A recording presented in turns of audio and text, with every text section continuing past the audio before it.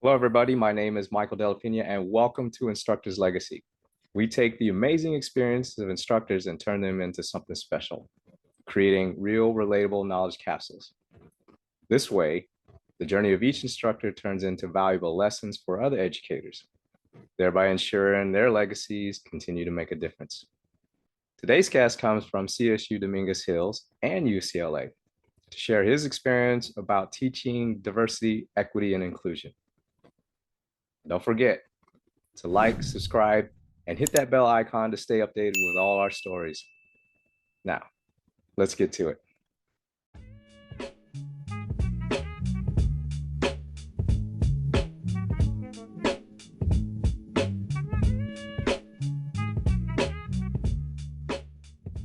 Hello, everybody. My name is Michael Dela Pena. Welcome to Instructor's Legacy. Today, we have a special guest, Zack Ritter, who is a diversity officer and adjunct faculty at UCLA. Welcome, Zack. Hey, how you doing? I'm doing good, but I want to tell everybody that I've been really excited and looking forward to meeting Zack today. He comes highly recommended, but I'll save some name dropping for later. So, Zack, tell us a little bit about your world of instruction. Yeah, I mean, I am I met the student in question at University of Redlands, and so I taught a class there called "The Revolution Might Be Televised: Social Justice History Through Music and Movies" after Gil Scott-Heron. And I think it's really important to connect students' lives with these social movements that have changed the world and instill in students the notion that they can change the world too, right?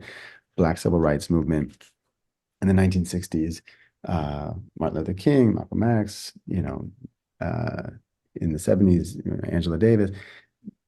These legacies of individuals carries on to the Black Lives Matter movement today. It's not just something that happened in a textbook and now everyone can have, black and white folks can have a cheeseburger at a hamburger joint. No, these are ongoing struggles that many of us are facing daily, especially folks in black and brown bodies. So I want almost like a highway, right? They say DEI or diversity inclusion or even history is a big highway. And there's all different on-ramps for people to enter into this learning journey. Um, and my students at Redlands were really special because they were learning about these anti-Vietnam War movement, Black civil rights, LGBT civil rights, environmental rights, drug legalization movement, immigration rights. And then things were popping off on campus. So they would be taking the lessons from history and then protesting on campus in real time to, things like why can't a woman go topless at the swimming pool, but a man could go topless at the swimming pool? Why are students that can't afford college having to drop out and not being able to get money to just get their education in the United States, which is supposed to be all about, freedom of choice and America, and home of the free land of the brave, all that stuff. So equipping students with a critical lens, I think, was also really important to me in my work then and now, and also authenticity. We live in such a society where people are telling students not to be who they really are, and then to have mentors to say, yeah, you're great, you're better than great, just be who you are, um, I think is really reassuring to students. Um, and also using humor and pop culture to tap into people's passion about a subject they thought they cared nothing about, right? Because history can be boring. But if you tap into, that song that you really like actually comes from this other song by Bob Dylan, which comes from this other song by, Billie Holiday or whoever it is. Um, and then Kanye or Jay-Z, Jay-Z sampled Strange Fruit. And so showing these interconnectivities of race, class, gender, and injustice that was happening then, injustice that is happening now, and how the student has so much power and agency to change what's going on a campus, so much so that at University of Redlands, uh, about 2 or 3 years after I left, the students Mhm. rallied so much so that they got the president kicked out and got a new Wow. president in. So social change is not just for textbooks. Social change is for right now. Thank you for that. One of the things I keyed in on just now was you mentioning how to empower students. And how do you deal with different levels of accepting that? Like maybe you might have students that have just been sheltered and don't know what empowerment means, or they don't know how far they can take something. In your lectures, how do you bring them gently across the line there? Yeah, I mean, I try not to be too in your face, but injustice or complicated things are all around us, right? And people that say I'm not political, it's like, well, what are you wearing, right? To just this to for this shirt to get on my chest is kind of a capitalist, complicated political maneuvering of someone, in Bangladesh who was get paid, whatever, $1 or Mm. less. And then the supply chain now it landed on me.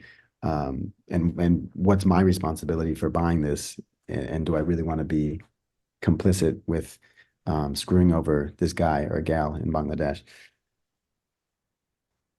A lot of this stuff I start with what people are listening to, what people are eating, what people are driving, so that it makes it applicable to themselves in their lives, right? Brian Stevenson talks about if you are not proximate to suffering, you may not care about suffering as much in society, but whether we like it or not, all of us are proximate to suffering.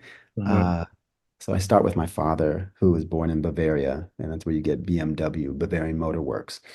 And he was born in a refugee camp in the American occupied zone in 1947, 2 years after World War II. And people love BMW Mhm. and people want to drive Mercedes Benz. And people want Audis and Porsches and Volkswagen. But Nazi Volkswagen was made in 1935 for Hitler's birthday. And Wow. so Mhm. these are things, right? The symbol of BMW and the symbol for Mercedes-Benz are propellers of airplanes because they made airplanes and motorcycles and cars for the Nazis. Mhm. And Bayer medicine, right, is used to be IG Farben that made the gas for the gas chambers. So these are things that are still with us today. IBM made the punch cards to count how many people were being murdered in the concentration camps. And this is not just Jews, right? This is, 4.5 million Soviet, well, Russian, I should say, Mhm. Russian. So no, Soviet civilians. Uh, Jehovah's Witnesses were murdered. 80,000 Freemasons were murdered. I mean, LGBT folks, like this is all of us. Like Black folks were murdered in these camps. Anyone who was deemed as undesirable in the eyes of the Nazi caste system. Which, if anyone's listening, definitely go see Origin, go pick up Isabel Wilkerson's book called Caste, which she chronicles the different caste systems in Jim Crow South, Mhm. Nazi Germany, and then India, the Hindu caste system in India. I think the passion for this stuff for me comes from the knowledge about what does it mean to be in the body I am and to benefit from being in a white Jewish body in America.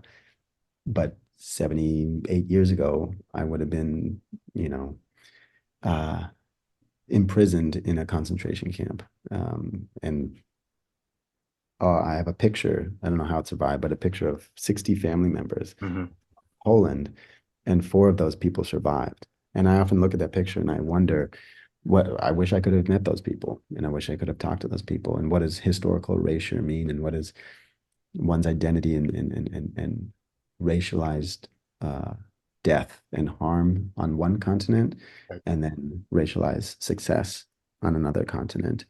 In America, it's a bit sick. And I talk about Malcolm X and this notion of erasure and historical erasure, um, and why he changed his name to X. rather than accepting the slave name of Malcolm Little.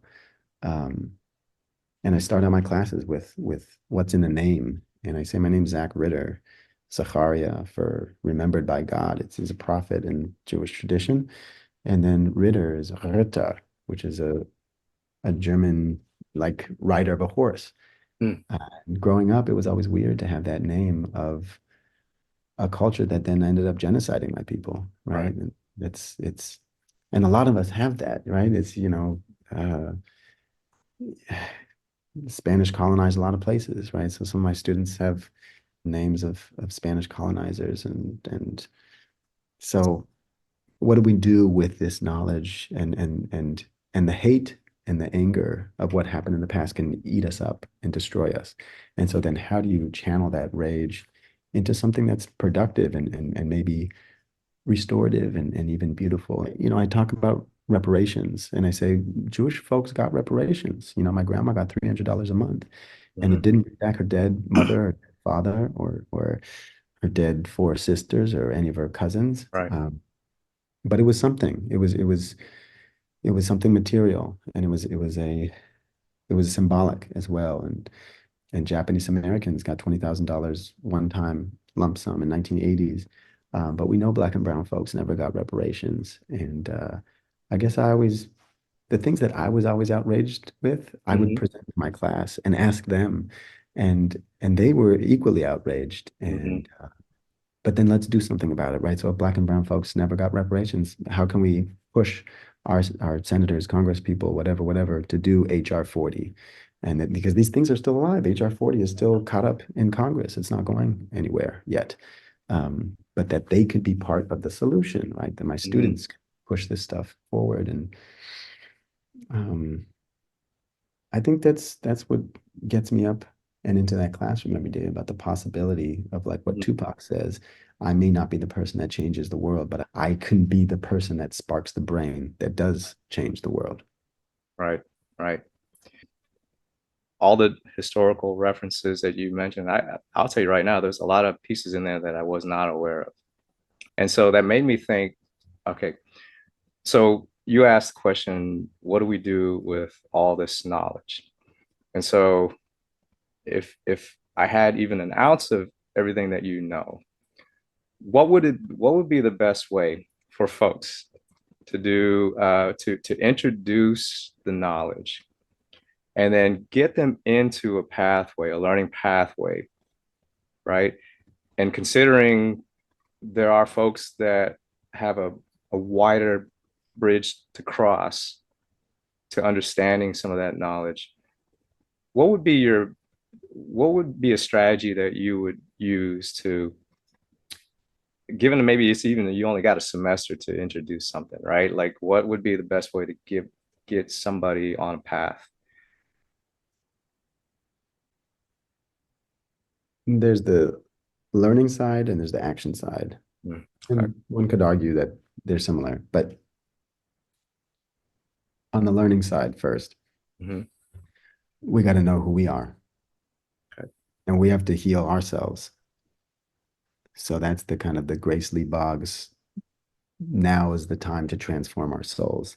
So whether that's meditation, whether that's going to therapy, whether that's going to the beach, whether that's going into the mountains and hiking, whether that's going, some of us don't have that access to nature like that because of environmental racism, but like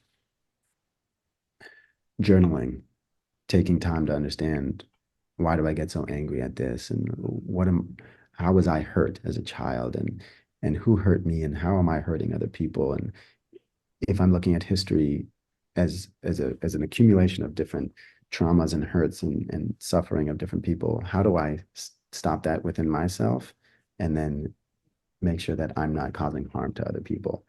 Okay, so that's part one, the self-learning of analyzing our own triggers and our own um, biases. Why don't I like white presenting people, or why do I not hang out with Latine folks, and what are the messages that I've been fed as a young person growing up?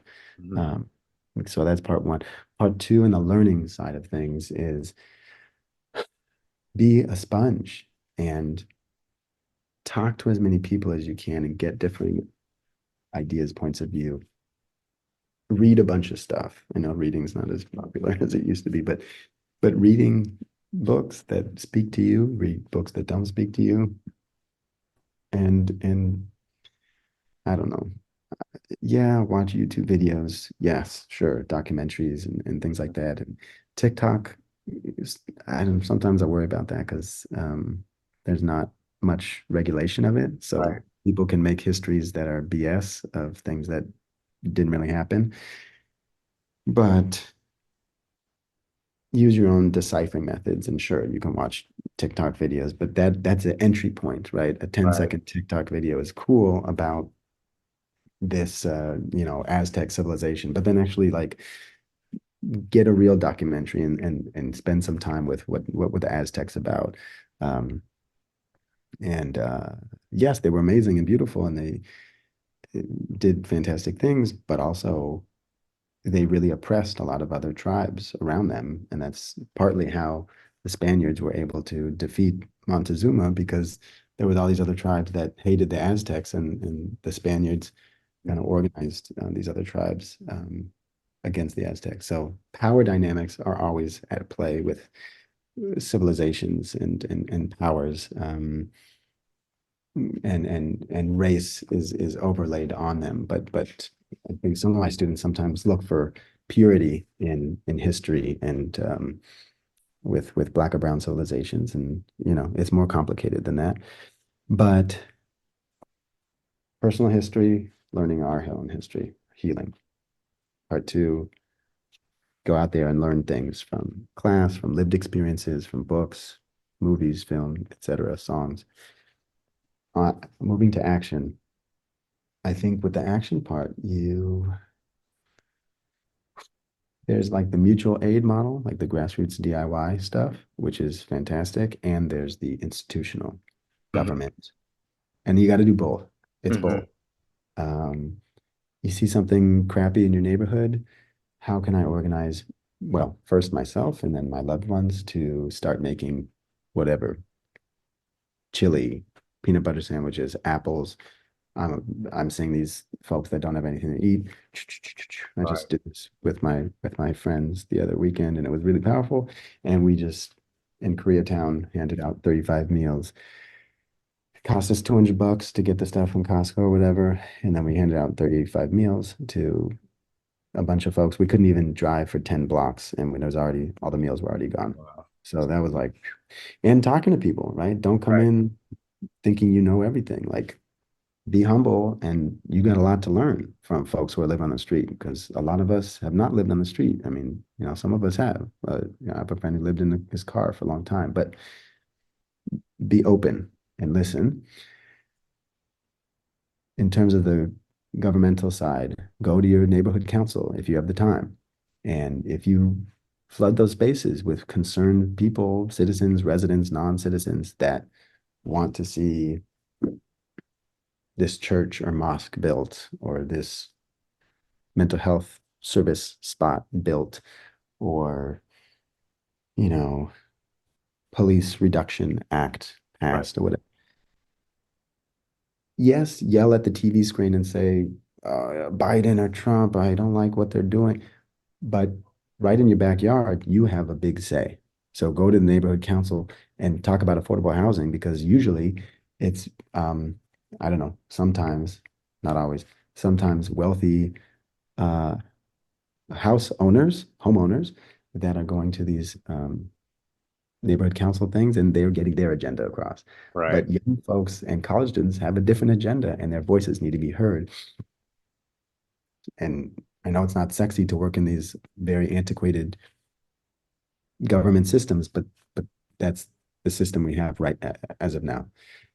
The other thing is political action, social action on your college campus right now. And so again, organizing folks that care deeply about LGBTQ plus issues, about environmental issues, about uh, what food is being served in the cafeteria, about financial aid on campus, about racial injustices that are happening, microaggressions. There's even whatever mandatory diversity trainings for faculty, things like that.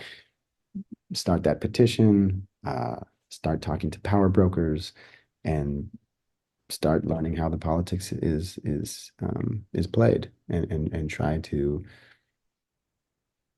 make something happen of substance on campus. So I think that those are my kind of off the cuff ideas. Thank you for that. Yeah, I appreciate that. I think when I was listening to this, there's so many different ways to get involved, right? And one of the things that kept coming up with me in my head, and it's like I was analyzing my own actions, right? I was sitting there thinking, okay, I remember this scenario. What did I do in that scenario? And then I also know, and admittedly will say, yeah, some of it was partly fear, right? Yeah. Fear of getting out there and confronting some of those challenges, right? And for those that know me, I used to be in the military, and Mm, old military has like there's a clear kind of line back when I was back in, and when I mm, came out, I was exposed to another world, and I wasn't ready for it. And mm, so it took time. And one of the things that I always tell folks is that, yeah, you know, uh, learning is learning, and it's never too late to learn, right? And embrace different ideas. And so I think that kind of brings me up to like one of the things that I want to ask you too is for those that are looking to become diversity officers. Uh, as I was saying earlier, there's a lot to know, but what would it take? What would be your recommendation for those that are looking to be leaders in that space, to become a diversity officer? If I were to kind of chart my own route towards that, what would be aside from all the different things you mentioned previously, how do I establish that role? if maybe this is a little cynical, but before folks ask that question, Mm-hmm. they maybe should ask themselves like if they want to have a target on their back, because this is Uh, a very difficult time in America, especially to be doing diversity work. mm-hmm. Um, is you turn on the news, and certain red states are going after just going after women in general, Sure. right? Anyone who has a uterus, you know, birthing people, Mm-hmm. and going after people that are teaching about diversity, and teaching about critical race theory, or Mm-hmm. teaching like that. And when we're talking about diversity, we're not, yes, we're talking about Black, brown, Asian, Latino, like we're talking about race, sure. Uh, but we're also talking about power and money. Mm-hmm. And that's where it gets, certain folks in power don't want to have their power or money challenged. And so when we're talking to a corporation, hey, you need to start hiring more Black women, and not only hiring them, but actually creating an environment where they want to stay and they don't want to quit on day two.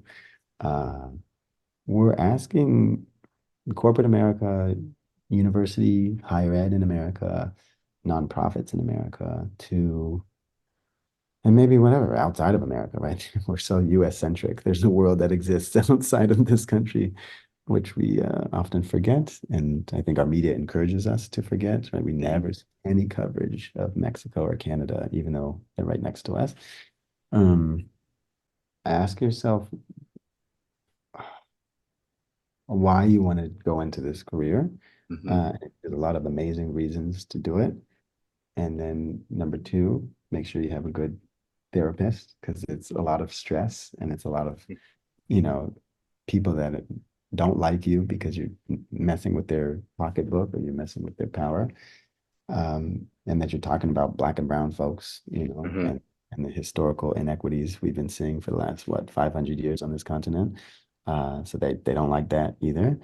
Um, and I think being an Ashkenazi white Jewish person in this work is interesting and complicated too, because a lot of this work is about whiteness work Mm. and helping white presenting people work through their own socialization as white people. Um, and uh, there's a Jones 2001 article called White Supremacy Culture. Okay. And we're not trying to demonize white people. In fact, we're trying to show that there's a corporate white supremacy culture that people in a lot of different bodies can take on, unfortunately. And these 12 kind of characteristics are like, you know, those in power have the right to comfort. Don't challenge those in power. Um, Hyper individualism, sense of urgency. Everything has to happen, right now. I'm sure the military, in some ways, perpetuates a kind of a very rigid status quo, right? And so these Yes. are things that come not only, but come from the military, and then that hyper rigidity is supposed to produce uh, high production value Mhm. in a corporate setting, and then we forget about the human. The human becomes a robot, right? Right. You're just supposed to do the march and say Yes. the orders, and you forget here and you forget here, Yeah. and then Especially here. yeah, and you know better than me, but I saw a statistic that broke my heart that said 7,000 something U.S. soldiers had died since 9/11. Mhm. 7,000 something, but it's like 33,000 something that died by suicide. Mhm. So the lower number is folks that were actually in Mhm. duty in combat, and the other number is the 33,000 plus is suicide. So there's something obviously going on wrong there, and something going on wrong in this country and probably this world in general, that suicide, depression, and loneliness, and of unhealthy drug use is so much on the rise, so much so that the Surgeon General declared loneliness a national pandemic. Wow. Um, and you seem like an amazing person, and I'm talking to you through a box. Right. Right. You know? I'm real. I am real. I am. So we're so dissociated from each other Yeah. and segregated from each other, that we talk about I've been talking about Black civil rights, right? 1989 was the height of desegregation. That was the zenith. And now, without passing laws, we've slid back into hyper segregation. Right. And so we have a lot of work to do. And I think when I go into classrooms, I have a sense of urgency, Mhm. that and a sense of passion, not the sense of urgency from the white supremacy culture, but a sense of like deep love of like, hey, I want a better world. I know you want a better world. Let's figure this SHIT out together, Mhm. because um, there's a lot of problems. But just finishing with your question, how does someone start out? Start volunteering on your college campus in the Okay. Latinx Center, in the Black Student Center, in the AAPI Center. If you're a white presenting individual, you know, there's the LGBTQ plus center, but there's ally programs and allyship programs, and you should learn and grow and know when to step up and know when to step back, Okay. and be careful about not taking up too much space, because that's been a problem in history and in present. Mhm. Um, and take ethnic studies classes, take sociology classes, history classes. And then there's Masters of Student Affairs programs. There's one that I did at UCLA that's a 9-month program, and it's a student affairs credential. And I was in that program, and then I had a great mentor who said, you should do a PhD. And Mhm. so, first in my family to do that. And so I was like, okay, I Congrats. mean, I don't know what does that even mean? Mhm. And um, they were able to help me through that process. But yeah, but then I also didn't know what I was doing. I was going to drop out because I was disillusioned and didn't know how to do it. But um, And yeah, if you want to do college education stuff, you also eventually have to get a bunch of degrees, which is unfortunate, but stick with it. Thank you for that. With Instructor's Legacy, one of the things that I'm really trying to do with this platform is create legacies for all these different instructors that I interview. If there's one thing that you'd want your family to remember you by and about your profession, what would that be? I just want to make my parents proud. But maybe more so than that, I want to, Tupac really taught me a lot when I was young. And he said, don't get mad at me that I'm talking about all this terrible stuff in society. I'm just talking about the mess that I see on the streets. I'm like the CNN for the streets, and I just want someone to come clean it up. Mhm. I want, well, I want folks to know that it's not really about me. If students really liked me or liked what I had to say or got energized by something I did, that's cool. But I'm just like a vehicle for all the historical knowledge and figures and parents and people that poured love into me. And so I think the message to my students is if you like stuff that I'm doing, start pouring love into yourself. Start pouring love into other people. Start reading books and being a sponge and picking up stuff. Uh, and start being, in a healthy way, outraged at the injustices that we see every day. You turn on the TV and you look at the Israel-Palestine war and the 30,000 dead in Palestine. And you start thinking, well, what can I do? What can I do? And I worry about young folks because sometimes it's so overwhelming to see all the terrible things happening in the world. And then you just give up and you tune out and you just, I mean, in your and I's times, we put on a Walkman, we don't call it that Mhm. anymore. But, don't tune out. Don't Mhm. tune out. Do something. You have more power than you think. But what do I want to be remembered as? A guy that was just super passionate, super nerdy, super caring.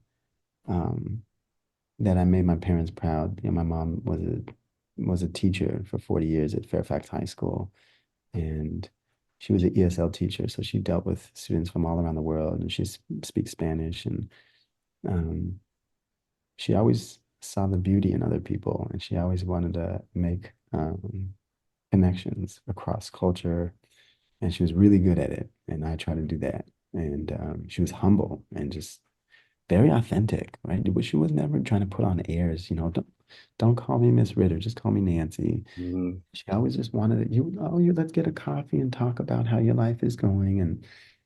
And she'd see connections of, oh, you should talk to this person. Oh, you're living out of your car. We're gonna get you housing. She was always trying to help people.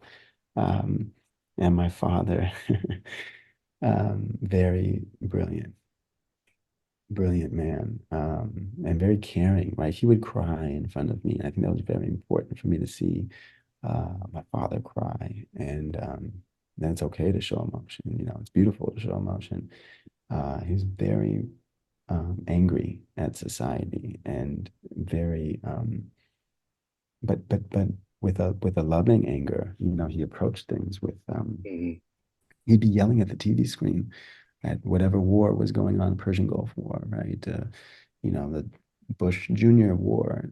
He would just be yelling at the injustice and saying, and never saying, F it, it's all going to hell. We can't do anything. He said, no, you got to go out there and vote. If you can't vote, you better march. If you can't march, you better call up your representative or call up a friend or get someone to go to the neighborhood council meetings. And he was a city planner, and he said he never imagined that a kid who grew up in or who was born in a refugee camp. He came when he was 3 years old. Who was born in a refugee camp in a place with a government that was tasked with killing him Mm. would come to a country and be part of a government that was tasked with trying to maybe help its citizens. I think he took that responsibility very, very seriously, that he actually had a seat at the table, even albeit small, Right. that with his little bit of power, he was going to try to help the little guy. And I think I want to be remembered as helping the little guy I love and that. teaching other people how to help the little guy or gal. And that those ripples then create a tsunami. I really appreciate that. I think that will resonate with a lot of people. Thank you for that, Zach. I think that'll wrap this up. If is there any, where do you want to direct folks to find you? So after all that anti-capitalist talk and Well, anti-social media, I'm going to look at it this way, Zach. Even I can still continue to learn from you. So if I were to find you, I already know where I can go. But for those that are watching, where can they go to learn but from you? and it's not even a diss towards you. It's like I'm critiquing my own self, right? I'll Sure. say like go to www.zackritter.net or find me on LinkedIn or go to Zack Ritter 20 on Instagram. And I have to do the self-promotion stuff because like you and I and everybody, we have to survive in capitalism. And so it's Mm, like, but also like Instagram's like run by Facebook and like, yeah, I hear you. so just whatever. We have to live in this world. We have to be critical of it, with a critical love. But yeah, that's where you can find me. You can find me on LinkedIn and Okay. Instagram and all those and Facebook and all that stuff. And yeah, just reach out to me and say what's up and let's talk about history and let's talk about social change. And one of my heroes, Stokely Carmichael, who was in the Black Panthers, whenever the phone rang, he would pick up and he would say, "Ready for the revolution." And I want to, if you message me, nah, I don't think I'm ready for the violent revolution, but I'm ready for the revolution of love, and Right. learn. And Cornel West would say social justice is what love looks like in public, and tenderness is what love looks like in private.